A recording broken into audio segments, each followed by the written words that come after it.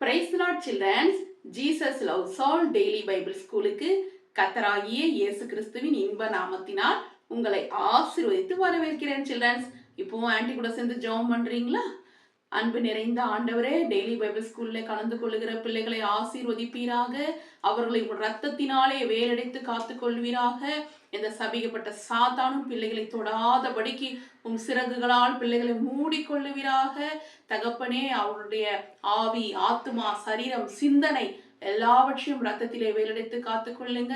ஒவ்வொரு பிள்ளைகளும் உமக்கு பிரியமா இருக்கட்டும். பிள்ளைகள் உட்கொள்கிற அப்பத்தையும் தண்ணீரையும் ஆசீர்வதிங்க. வியாதியிலிருந்து விலக்கி ஆசீர்வதிங்கப்பா. பிள்ளைகள் உமக்கு பிரியமாய் வாழட்டும் தகப்பனே. டெய்லி பைபிள் ஸ்கூல்ல கலந்து கொள்ளுகிற பிள்ளைகளும் அவர்கள் பெற்றோர்களும் அவருடைய உற்றார் உறவினர்களும் ரட்சிக்கப்பட்டவர்களாக சித்தத்தை செய்கிறவர்களாக இருக்கட்டும். இயேசு கிறிஸ்து நாமத்தினால் பிதாவே, ஆமேன். சில்ட்ரன்ஸ், இப்பொழுதும் கூட ஆன்டி கூட சேர்ந்து எல்லாரும் கரங்களை தட்டி கர்த்தரை துதித்து மகிமைப்படுத்துறீங்களா? குறைவில்லாமல் காத்து வந்தீரே, கோடி ஸ்தோத்திரமே. என்னை அதிசயமாக நடத்தி வந்தீரே, 1000 ஸ்தோத்திரமே, 10,000 ஸ்தோத்திரமே. ஆருயிரே ஆறுதலே, ஆயுளெல்லாம் காப்பவரே, ஆருயிரே ஆறுதலே, ஆயுளெல்லாம் காப்பவரே. ஒரு குறைவில்லாமல் காத்து வந்தீரே, கோடி ஸ்தோத்திரமே. என்னை அதிசயமாக நடத்தி வந்தீரே, 1000 ஸ்தோத்திரமே, 10,000 ஸ்தோத்திரமே. நன்றி ஆண்டவரே, தகப்பனே. அப்பா, இந்த வருடம் முழுவதும் ராஜா நீங்க ஒரு குறைவில்லாம நடத்த போறீங்க. அதற்காக நன்றி அப்பா. நல்ல மேய்ப்பெண்கள் கூட இருக்கீங்க ஆண்டவரே. எல்லா சூழ்நிலையும் கூட நீங்க இருக்கீங்கப்பா.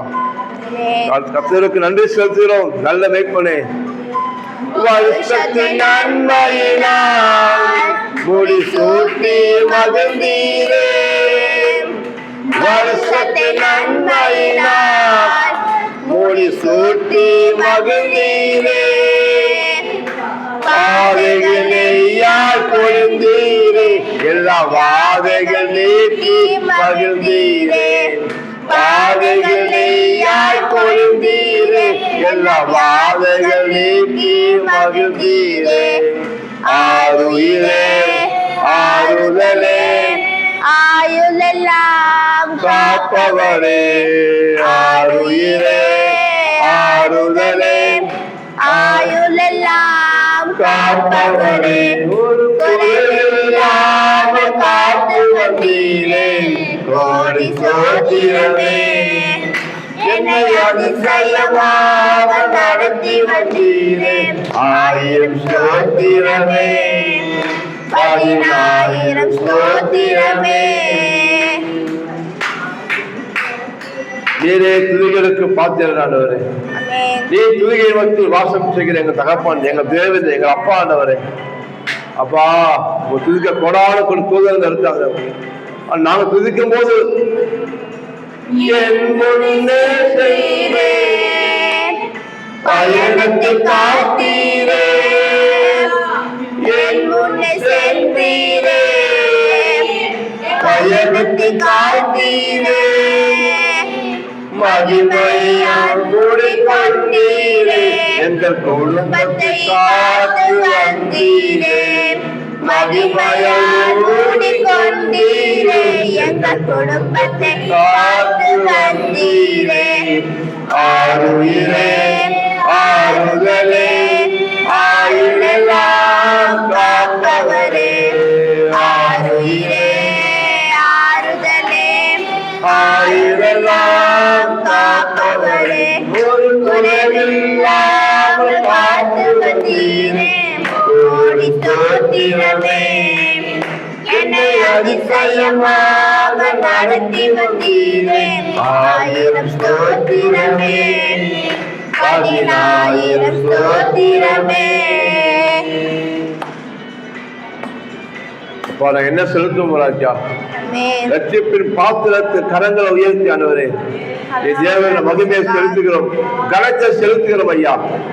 நிறைய துதிகளுக்கு பாத்திரர் ஆண்டவரே, உங்களை பாடி ஆராதிக்கிறோம் ஆண்டவரே. நீ நல்லவர் என்று, நீ போதுமானவர் அப்பா. எல் ஷடாய், ஓ உமக்கு நன்றி.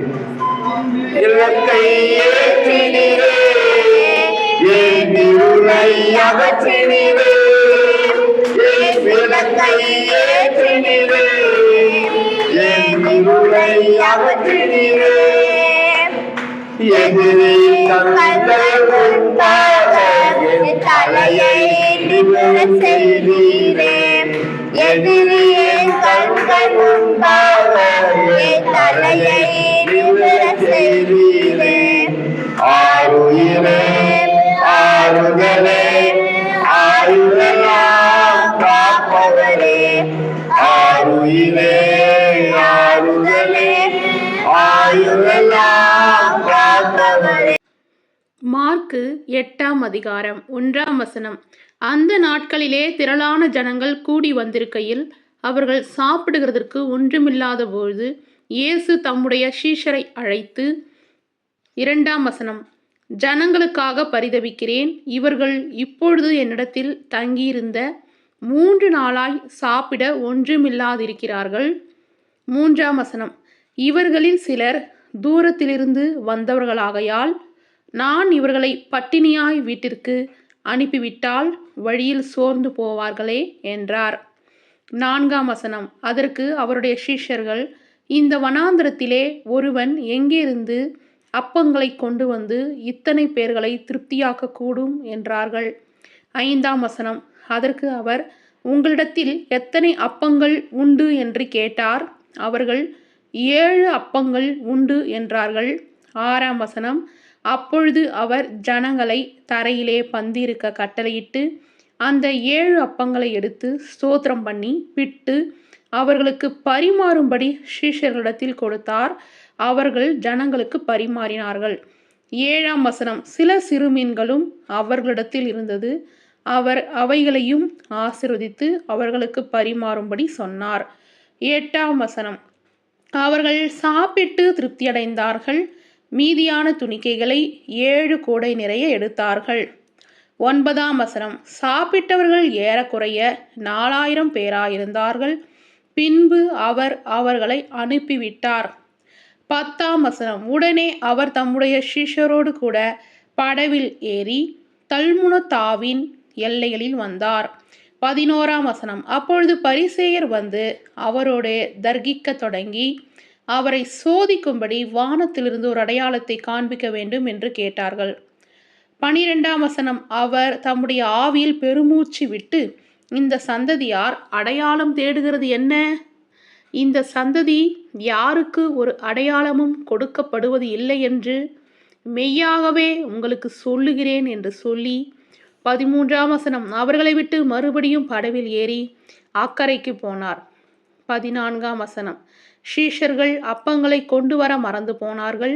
படவிலே அவர்களிடத்தில் ஒரு அப்பம் மாத்திரம் இருந்தது. 15ஆம் வசனம், அவர் அவர்களை நோக்கி, நீங்கள் பரிசேயருடைய புளித்தமாவை குறித்தும் ஏரோதின் புளித்தமாவை குறித்தும் எச்சரிக்கையாயிருங்கள் என்று கற்பித்தார்.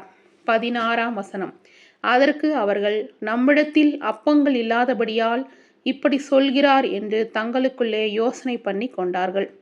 17ஆம் வசனம், இயேசு அதை அறிந்து அவர்களை நோக்கி, உங்களிடத்தில் அப்பங்கள் இல்லாதபடியினால் நீங்கள் யோசனை பண்ணுகிறது என்ன? இன்னும் சிந்தியாமலும் உணராமலும் இருக்கிறீர்களா? இன்னும் உங்கள் இருதயம் கடினமாயிருக்கிறதா? 18ஆம் வசனம், உங்களுக்கு கண்களிருந்தும் காணாதிருக்கிறீர்களா? காதுகளிருந்தும் கேளாதிருக்கிறீர்களா? நினைவு கூறாமல் இருக்கிறீர்களா? 19ஆம் வசனம், நான் 5 அப்பங்களை 5000 பேருக்கு பங்கிட்ட பொழுது மீதியான துணிக்கைகளை எத்தனை கூட நிறைய எடுத்தீர்கள் என்று கேட்டார். 12 என்றார்கள். 20ஆம் வசனம், நான் 7 அப்பங்களை 4000 பேருக்கு பங்கிட்ட பொழுது மீதியான துணிக்கைகளை எத்தனை கூடை நிறைய எடுத்தீர்கள் என்று கேட்டார். 7 என்றார்கள். 21ஆம் வசனம், அப்படியானால் நீங்கள் உணராதிருக்கிறது எப்படி என்றார். 22ஆம் வசனம். பின்பு அவர் பெத்சாய்தா ஊருக்கு வந்தார். அப்பொழுது ஒரு குருடனை அவரிடத்தில் கொண்டு வந்து அவனை தொடும்படி அவரை வேண்டிக் கொண்டார்கள். 22ஆம் வசனம். அவர் குருடனுடைய கையை பிடித்து அவனை கிராமத்துக்கு வெளியே அழைத்து கொண்டு போய் அவன் கண்களில் உமிழ்ந்து அவன் மேல் கைகளை வைத்து எதையாகிலும் காண்கிறாயா என்று கேட்டார். 24ஆம் வசனம். அவன் ஏறிட்டு பார்த்து நடக்கிற மனுஷரை மரங்களைப் போல காண்கிறேன் என்றான். 25ஆம் வசனம். பின்பு அவர் மறுபடியும் அவன் கண்களில் கைகளை வைத்து அவனை ஏறிட்டு பார்க்கும்படி செய்தார். அப்பொழுது அவன் சொஸ்தமடைந்து யாவரையும் தெளிவாய் கண்டான். 26ஆம் வசனம். பின்பு அவர் அவனை நோக்கி, நீ கிராமத்தில் பிரவேசியாமலும் கிராமத்தில் அதை ஒருவருக்கும் சொல்லாமலும் இரு என்று சொல்லி அவனை வீட்டுக்கு அனுப்பிவிட்டார். 27ஆம் வசனம். பின்பு இயேசுவும் அவருடைய சீஷர்களும் புறப்பட்டு பிலிப்பு செசரியா பட்டணத்தை சேர்ந்த கிராமங்களுக்கு போனார்கள். வழியிலே அவர் தம்முடைய சீஷர்களை நோக்கி, ஜனங்கள் என்னை யார் என்று சொல்லுகிறார்கள் என்று கேட்டார். 28ஆம் வசனம். அதற்கு அவர்கள், சிலர் உம்மை யோவான் ஸ்நானன் என்றும் சிலர் எலியா என்றும் வேறு சிலர் தீர்க்கதரிசிகளில் ஒருவர் என்றும் சொல்லுகிறார்கள் என்றார்கள். 29ஆம் வசனம். அப்பொழுது அவர், நீங்கள் என்னை யார் என்று சொல்லுகிறீர்கள் என்று கேட்டார். பேதுரு பிரதியுத்தரமாக, நீர் கிறிஸ்து என்றான். 30ஆம் வசனம். அப்பொழுது தம்மை குறித்து ஒருவருக்கும் சொல்லாதபடிக்கு அவர்களுக்கு உறுதியாய் கட்டளையிட்டார். 31ஆம் வசனம். அல்லாமலும் மனுஷகுமாரன் பல பாடுகள் பட்டு முப்பராலும் பிரதான ஆசாரியராலும் வேத பாரகராலும் ஆகாதவன் என்று தள்ளப்பட்டு கொல்லப்பட்டு 3 நாளைக்கு பின்பு உயிர்த்தெழுந்திருக்க வேண்டியதென்று அவர்களுக்கு போதிக்க தொடங்கினார். 32ஆம் வசனம். இந்த வார்த்தையை அவர் தாராளமாக சொன்னார். அப்பொழுது பேதுரு அவரை தனியே அழைத்து கொண்டு போய் அவரை கடிந்து கொள்ள தொடங்கினான். 33ஆம் வசனம். அவர் திரும்பி தம்முடைய சீஷரை பார்த்து பேதுருவை நோக்கி, எனக்கு பின்னாக போ சாத்தானே, நீ தேவனுக்கு ஏற்றவைகளை சிந்தியாமல் மனுஷருக்கு ஏற்றவைகளை சிந்திக்கிறாய் என்று சொல்லி அவனை கடிந்து கொண்டார். 34ஆம் வசனம். பின்பு அவர் ஜனங்களையும் தம்முடைய சீஷர்களையும் தம்மிடத்தில் அழைத்து, ஒருவன் என் பின் வர விரும்பினால் அவன் தன்னைத்தான் வெறுத்து தன் சிலுவையை எடுத்துக்கொண்டு என்னை பின்பற்ற கடவன். 35ஆம் வசனம். தன் ஜீவனை ரட்சிக்க விரும்புகிறவன் அதை இழந்து போவான். என் நிமித்தமாக சுவிசேஷத்தின் நிமித்தமாகவும் தன் ஜீவனை இழந்து போகிறவன் அதை ரட்சித்துக் கொள்வான். 36ஆம் வசனம். மனுஷன் உலகம் முழுவதையும் ஆதாயப்படுத்தி கொண்டாலும் தன் ஜீவனை நஷ்டப்படுத்தினால் அவனுக்கு லாபம் என்ன? 37ஆம் வசனம். மனுஷன் தன் ஜீவனுக்கு ஈடாக எண்ணத்தை கொடுப்பான். 38ஆம் வசனம். ஆதலால் விபச்சாரமும் பாவமுள்ள இந்த சந்ததியில் என்னை குறித்தும் என் வார்த்தைகளை குறித்தும் எவன் வெட்கப்படுவானோ அவனை குறித்தும் மனுஷகுமாரனும் தன் பிதாவின் மகிமை பொருந்தியவராய் பரிசுத்த தூதர்களோடு வரும்பொழுது வெட்கப்படுவார் என்றார். சில்ட்ரன்ஸ், இப்போ நம்ம மார்க்கு 8ஆம் அதிகாரம் முழுவதுமாக படித்தோம் இல்லையா? நீங்களும் வேதத்தை திறந்து அழகாக கை வைத்து வாசிச்சிங்க. கர்த்தர் உங்களை ஆசீர்வதிப்பாங்க. இப்போ நம்ம வேதத்தை தியானிப்போம். மார்க்கு 8ஆம் அதிகாரம் 33ஆம் வசனத்தில் என்ன எழுதியிருக்கு? நீ தேவனுக்கு ஏற்றவைகளை சிந்தியாமல் மனுஷருக்கு ஏற்றவைகளை சிந்திக்கிறாய் என்று சொல்லி அவனை கடிந்து கொண்டார். யாரை கடிந்து கொண்டார்? ஏசப்பா பேதுருவை கடிந்து கொள்கிறார். பேதுரு என்பவர் ஏசப்பாவுடைய சீஷர்களில் ஒருவர் தான். இருந்தாலும் அவர் என்ன சொன்னார்? ஏசப்பா சொல்கிறாரு, மனுஷகுமாரன் பல பாடுகளை படணும், முப்பராலும் பிரதான ஆசாரியராலும் வேத பாரகராலும் ஆகாதவர்னு தள்ளப்படணும், கொல்லப்படணும், 3 நாளைக்கு பின்பு உயிர் தெழுந்திருக்கணும் அப்படின்னு சொல்லிட்டு போதிக்கிறாரு. அப்போ பேதுரு என்ன பண்ணுறாராம்? ஏசப்பாவை தனியாக கூட்டின்னு போய் அவரை கடிந்து கொள்கிறாராம். இல்லை, இதெல்லாம் உங்களுக்கு நடக்கக்கூடாதுன்னு சொல்லி கடிந்து கொள்கிறாராம். அப்போது ஏசப்பா பேதுருவை பார்த்து சொல்கிறாரு, எனக்கு பின்னாகப்போ சாத்தானே அப்படின்னு கடிந்து கொள்கிறாரு. பேதுருவின் வாயில வார்த்தையை போட்ட அந்த சாத்தானை என்ன பண்ணுறாரு? கடிந்து கொள்கிறாரு. நீ தேவனுக்கு ஏற்றவர்களை சிந்திக்காம மனுஷனுக்கு ஏற்றவர்களை சிந்திக்கிறாயா அப்படின்னு கடிந்து கொள்கிறார். அதாவது இன்னைக்கு நம்ம பேசுகிற வார்த்தைகள் தப்பாக இருந்தால் அம்மா என்ன சொல்லுவாங்க, அப்பா என்ன சொல்லுவாங்க? நீ பேசுறது தப்பு, இதை மாதிரி பேசக்கூடாதுன்னு சொல்லுவாங்க. கரெக்டுங்களா? ஆனால் நம்ம யோசிக்கிறது தப்பா ரைட்டானு அப்பா அம்மாவுக்கு தெரியாது. நம்ம என்ன யோசிக்கிறோம் அப்படின்றது அப்பா அம்மாவுக்கு தெரியாது. ஆனால் ஏசப்பாவுக்கு தெரியும். ஓகேங்களா? நம்ம பேசுகிற பேச்சு தப்பா ரைட்டான்னு அப்பா அம்மா சொல்லுவாங்க. ஆனால் நம்ம யோசிக்கிற யோசனை தப்பா ரைட்டான்னு ஏசப்பா சொல்வார். நம்ம யோசனையை அவர் அறிஞ்சிருக்கிறாரு. அதனால நம்ம யோசிக்கிறது கூட இது கர்த்தருக்கு பிரியமான யோசனையா அப்படின்னு நம்ம என்ன பண்ணணும், நம்ம நாமே ஒரு நிமிஷம் அனலைஸ் பண்ணணும். நம்ம சின்ன பசங்களாக இருந்தாலும் நம்மளால் என்ன பண்ண முடியும், உணர முடியும். இந்த யோசனை கரெக்டா, இந்த யோசனை சரியா அப்படின்னு நம்ம என்ன பண்ணணும், நிதானிக்கணும். ஓகேவா சில்ட்ரன்? நம்ம ஒவ்வொரு நாளும் ஜெபம் பண்ணணும். ஏசப்பா, நான் சிந்திக்கிற சிந்தனை கூட, நான் யோசிக்கிற யோசனை கூட உமக்கு பிரியமாக இருக்கணும் ஆண்டவரேன்னு சொல்லி நம்ம ஒவ்வொரு நாளும் ஜெபிக்கணும். ஓகேங்களா? இப்போது எப்படி ஏசப்பா கிட்ட பேதுரு போயிட்டு நீங்கள் சிலுவையில் அறையப்படக்கூடாது, உயிர் தெழுந்துக்க கூடாதுன்னு கடிந்து கொண்டாரோ, அது மாதிரி இன்றைக்கி உங்கள் ஃப்ரெண்ட்ஸுங்க யாராவது உங்ககிட்ட வந்து, இல்லை உங்கள் உறவினர்கள்லே யாராவது வந்து கர்த்தருக்கு பிரியமில்லாத செயலை செய்ய சொன்னாலோ, கர்த்தருக்கு பிரியமில்லாத காரியத்தை செய்ய சொன்னால் நீங்கள் என்ன பண்ணணும், அவங்கள கடிந்து கொள்ளணும். இல்லை, இது ஏசப்பாவுக்கு பிரியமில்லாத செயல், நான் செய்ய மாட்டேன் அப்படின்னு சொல்லிட்டு நீங்கள் என்ன பண்ணணும், தைரியமாக சொல்லணும். ஓகேங்களா சில்ட்ரன்ஸ்? இப்போ உங்களை கேள்வி கேட்கலாமா? மனுஷன் உலகம் முழுவதையும் ஆதாயப்படுத்தி கொண்டாலும் தன் டேஷ் நஷ்டப்படுத்தினால் அவனுக்கு லாபம் என்ன? ஆ ஜீவனை, ஆ சரீரத்தை, இ பலனை. சரியான விடைய ஆன்ட்டிக்கு எழுதி வாட்ஸ்அப் அனுப்புங்க சில்ட்ரன்ஸ். கர்த்தர் உங்களை ஆசீர்வதித்து பெருக செய்வார். நாளைக்கு நம்ம வேதத்தை தியானிப்போம்.